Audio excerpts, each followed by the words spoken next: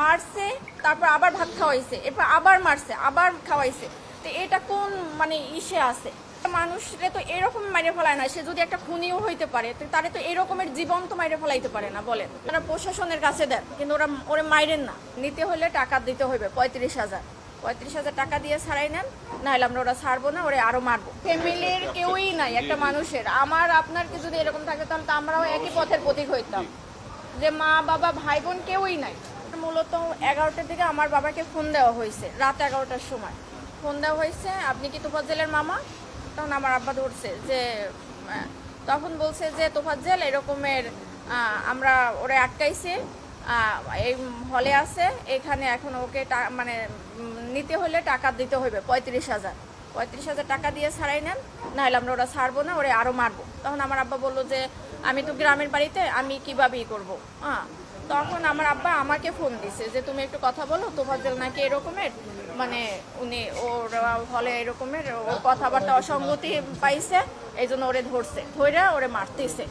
তখন আমি ওই লোককে ফোন দিছি যে ভাই এরকম আমি তোফাজ্জেলের মামাতো বোন, ওরে কেন মারতেছে? তাও বলতেছে যে ও আমাদের হলে ঢুকছে বা করছে। তা আমি বলছি যে ভাই দেখেন ও পাগল মানুষ, ও যদি কোনো একটা অন্যায় করে তাহলে আপনারা প্রশাসনের কাছে দেন, কিন্তু ওরা মাইরেন না। তখন বলে কি আপনি যে পাগল, কিন্তু ও তো ওর আচরণের কথাবার্তা, একটা পাগলের মামার নাম্বার কেন মুখস্থ থাকবে? একটা পাগলের সে চাচাতো ভাইয়ের নাম্বার পর্যন্ত মুখস্থ থাকে, তাহলে সে কিভাবে পাগল হয়? আমি বলছি যে দেখেন ও অনেক মেধাবী ছিল, ওর মা বাবা ভাই বোন সবাই কেউই নাই বলতে গেলে। ও এই কারণে ওর ভাই গত বছর 15 রোজা হলো লিভার ক্যান্সারে মারা গেছে। তো ওই ভাইয়া ও আগেই মাথায় সমস্যা ছিল, ভাইয়া অনেক ডক্টর দেখাইছে, মানে আমার ফুপু মারা যাওয়ার পর থেকে ওর এই সমস্যাটা হয়েছে। কিন্তু কারো কোনো ওই যে ধরেন আপনি খাবার খাচ্ছেন, আপনার থেকে টান দিয়ে নিয়ে খাইলো, মানে ওর ক্ষুধার জ্বালার কারো থেকে টাকা নিল চাইয়া, যে এইরকম।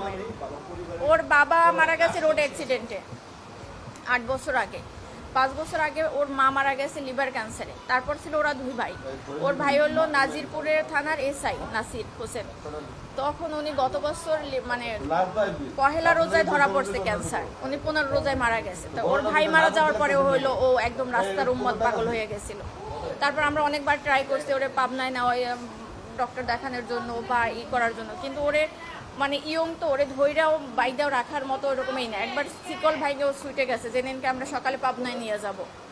এই এখন কালকের তো এই অবস্থা। পরে হলো ওই লোক, আমি ফোন দিছি পর উনিও আমাকে সেম একই কথা বলছে, যে মানুষটা 4 বছর আগে থেকে পাগল, সে কিভাবে রাজনীতি করবে আর দলীয় বলতে কি? ও তো নিজের মানে পরনের কাপড়ে ওর মাঝে মাঝে থাকতো না, তাহলে সে দলীয় করবে কি? মানুষরে তো এরকম মাইরে ফেলায় না, সে যদি একটা খুনিও হইতে পারে তারে তো এরকমের জীবন্ত মাইরে ফেলাইতে পারে না বলেন। এটা কোন আইনে আছে আর কোথায় আছে? অবশ্যই চাই একদম মানে সঠিক, যে মারছে তার একদম মানে সেই সর্বোচ্চ মানে আইনের সর্বোচ্চ ব্যবস্থা নিতে হবে, কারণ ওর গার্জিয়ান নাই, সেই জন্য একটা মানুষ অসহায় মানুষরা তো এরকম মারতে পারে না, একটা কুকুরেও তো মারতে পারে না, এরকম মারতে মারিয়ে ফেলাইতে পারে না। মারছে, তারপর আবার ভাত খাওয়াইছে, এরপর আবার মারছে, আবার খাওয়াইছে। তো এটা কোন মানে ইসে আছে? সে যদি কোনো একটা অন্যায় করতে পারে বা ওরা কথার অসঙ্গতি দেখায় তো তারা সন্দেহ করছে, তাহলে তাকে থানায় দিয়ে দিত। তারে 3-4 ঘন্টা মাইরা তারপর আবার থানায় মানে একটা হসপিটালে ভর্তি করায় নাই, তাকে হসপিটালের বাইরে রাইখা গেছে মৃত অবস্থায়। এটা কোন বিবেকে করছে বা এটা কোনো তো হইতে পারে না।